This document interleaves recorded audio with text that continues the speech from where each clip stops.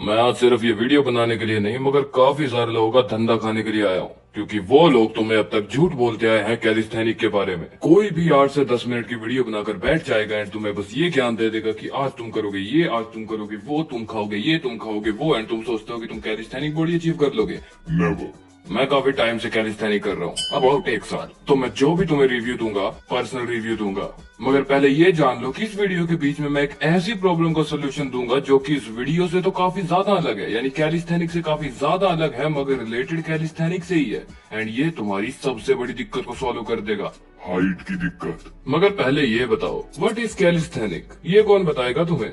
Well, calisthenic एक ऐसा workout होता है जिसका मेन फोकस होता है तुम्हारी मसल के साथ साथ तुम्हारी स्ट्रेंथ। ये बिल्ड करता है तुम्हारा स्टेमिना, तुम्हारी पावर। एंड यस, यही रीजन होता है कि काफी सारे जिम जाने वाले बॉडी बिल्डर से ज्यादा वेट एक कैलिस्थेनिक वाला उठा सकता है। The only reason is stamina and strength. तुम्हें ऐसे काफी सारे एग्जाम्पल देखने के लिए मिल जाएंगे वर्ल्ड में। मतलब सिंपल सी बात यह है कि कैलिस्थेनिक उस तरह का वर्कआउट है जो तुम्हारी बॉडी को हथियार बनाता है। एंड अब कुछ मिथ्स की बारी। कैलिस्थेनिक वाला बंदा क्या कभी बॉडी नहीं बना सकता? कैलिस्थेनिक वाले बंदे के पास भी एक अच्छी बॉडी होती है।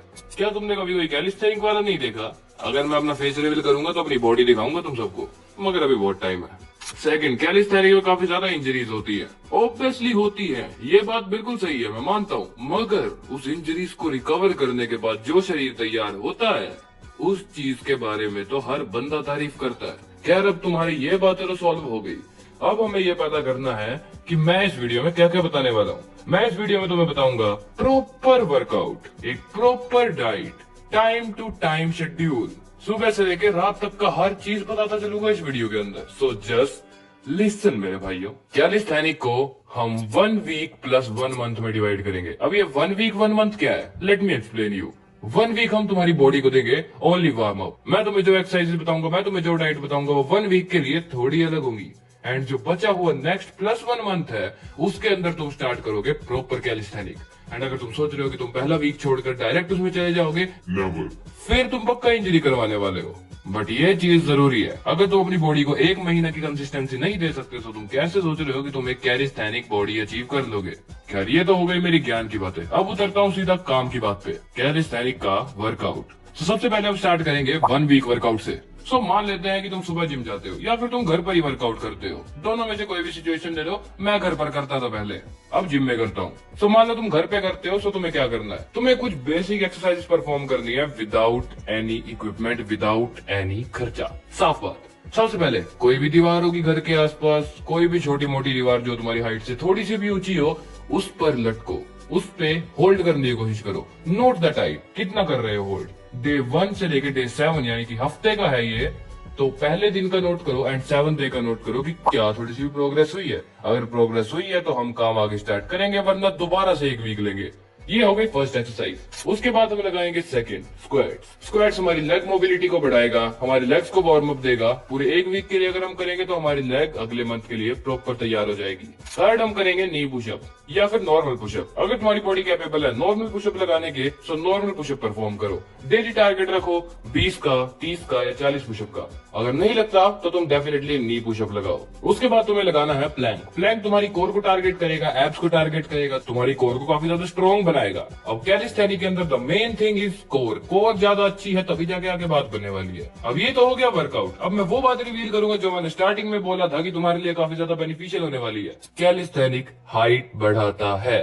यस, मेरी काफी सारी हाइट की वीडियोस देखी और उस पर काफी सारे व्यूज है। इसका मतलब काफी सारे लोगों की हाइट कम है। सो डेफिनेटली अगर तुम कैलिस्थेनिक परफॉर्म करोगे तुम्हारी हाइट डेफिनेटली इंक्रीज होने वाली है। अब हम बात करेंगे उस फर्स्ट वीक के अंदर तुम क्या डाइट लोगे, क्या खाओगे। ल्यूक वाटर, 10 से 15 मिनट बाद 1 बनाना खाओगे, आलमंड्स खाओगे 2 से 4। उसके बाद तुम जाकर अपना वर्कआउट स्टार्ट कर दोगे। तुम खाने वाले हो ओट्स या दलिया। उसके बाद तुम खाओगे, अगर एग खा सकते हो तो एग, वरना पनीर खा सकते हो तो पनीर, या फिर सोया खा सकते हो तो सोया। तीनों में से कोई भी एक चीज ओट्स के या दलिये के साथ। स्कूल में जाकर वहां तुमने रिसर्च में खाई 2 से 3 चपाती, दाल के साथ, पनीर के साथ, चने के साथ या राजमे के साथ, कुछ भी खा लो, बहुत ऑप्शंस है। घर पर आने के बाद तुमने खाई नॉर्मल डाइट, जिसके अंदर तुमने इंक्लूड किया शेक एंड आलमंड्स, और साथ में सलाद लेना बिल्कुल मत भूलना, तीनों मील्स के साथ, यानी कि रोटी के साथ। एंड लास्ट में आएगा रात का खाना। जो तुम्हें खाना है वो खाओ, घर पे जो बना है वो खाओ, don't complain. Welcome to +1 month, जहाँ पे हम इस मंथ को 3 हिस्से में डिवाइड कर देंगे,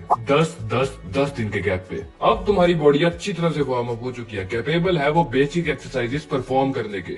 चलो बाद में कमेंट कर देना कि तुम घर पर करते हो या जिम में करते हो वर्कआउट। सो पहले 10 दिन में हम हर चीज की अमाउंट को इंक्रीज करेंगे, छोटा मोटा इंक्रीमेंट नहीं करेंगे, हम थोड़ा हाई इंक्रीमेंट करेंगे। तुम्हें 7 दिन में 1 मिनट तक लटकना सीख लिया है, सो अब तुम्हारा डायरेक्ट टारगेट रहेगा 2.5 से 3 मिनट का।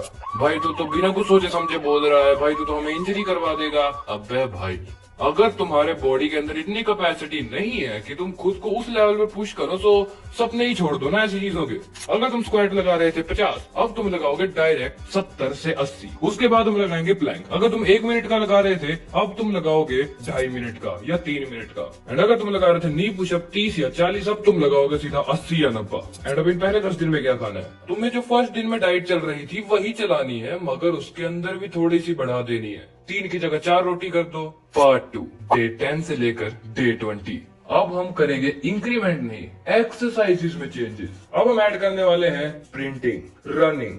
कुछ लोग बोलेंगे कि भाई हमने तो आज तक की ही नहीं रनिंग, ज्यादा टाइम करेंगे तो थक जाएंगे, स्टेमिना नहीं है इतना। इसीलिए मैंने तुम्हें पिछले 1 वीक एंड पहले 10 दिन को ट्रेन करवाया, एंड अब तुम्हारे पास स्टेमिना है। स्प्रिंटिंग ऐड करने के बाद तुम वॉल हैंगिंग की जगह पुल अप्स ऐड करोगे, या तुम अब स्क्वाट्स को और ज्यादा बढ़ा दोगे, या फिर अगर तुम घर पर हो तो कमर पे बैग बांध लो एंड उसके अंदर कुछ भी हैवी वेट वाली चीज डाल लो। प्लैंक में बैग में वेट डाल लोगे एंड अब तुम प्लैंक्स लगाओगे। अब इन 10 दिनों की डाइट भी सुन लो। तुम्हें ऐड करना है हाई अमाउंट ऑफ प्रोटीन, क्योंकि रिकवरी काफी ज्यादा चाहिए। पनीर ऐड करो, सोयाबीन ऐड करो, ओट्स विद बनाना ऐड करो। प्रोटीन ओट्स ले लो अगर तुम ले सकते हो, तो नहीं लेना है तो कोई भी दिक्कत नहीं है। कुकुम्बर, ऑनियन, टमाटो, बेसिक चीजें तो ऐड कर ही लो ना। अब लास्ट डेज, अब तुम स्टार्ट करोगे कुछ बेसिक चीजें, हैंड स्टैंड की प्रैक्टिस।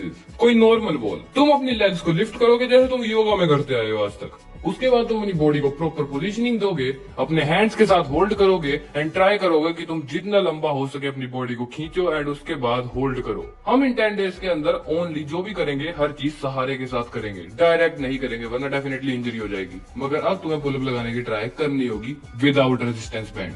मगर भाई हमसे तो होता ही नहीं है, तो तुम्हें कुर्सी लगाओ अपने नीचे, तुम्हें वहां पे कुर्सी पे खड़े होना है, उसको पकड़ना है, ऊपर जाना है, आराम आराम से नीचे आना है, फिर दोबारा कुर्सी पर चढ़ जाओ, फिर तुम्हें ऊपर हल्का सा धक्का देना है अपने आप को, फिर आराम आराम से नीचे आना है। एंड यही चीज करने 2-3 दिन एंड उसके बाद तुम कुर्सी को भी हटाने वाले हो। स्प्रिंटिंग एंड लॉन्ग रनिंग करो, काफी बेनिफिशियल होने वाला है। Abs, crunches and leg raises, ये वो एक्सरसाइजेस हैं जो क्रंचेस तुम्हारे अपर एब्स को ट्रेन करेगा and leg raises lower abs को ट्रेन करेगी। तुम्हें एक नॉर्मल स्क्वाट लगाना है अब से, एंड जब तुम नीचे जाकर ऊपर खड़े हो जाओगे तो ऊपर खड़े होते ही तुम्हें एक जंप लेना है अच्छा सा, एंड उसके बाद तुम दोबारा लैंड होगे, फिर तुम एक स्क्वाट लगाओगे, फिर खड़े होगे एंड फिर एक लंबा जंप लोगे। अब तक जो हमने प्लैंक, क्रंचेस और लेग रेजेस लगाए थे उससे हमारे एब्स रेडी होने स्टार्ट हो जाएंगे। जो हमने पुशअप लगाए थे इतने ज्यादा, उसकी वजह से हमारी चेस्ट मसल ट्रेन होनी स्टार्ट हो जाएगी। जो हमने पुलअप लगाए थे, वॉल हैंग्स लगाए थे, उसकी वजह से हमारी अपर बैक मसल काफी अच्छी तरह से टारगेट हो जाएगी।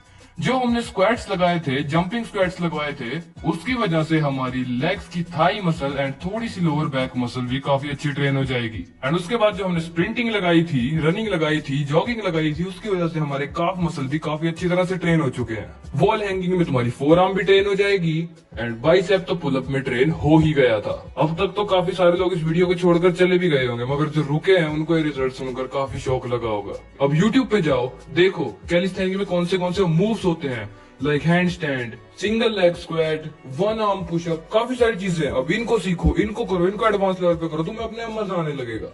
ऐसी वीडियोस मिलेंगी तुम्हें सोलो साइकिल पे। बाकी see you all in next video.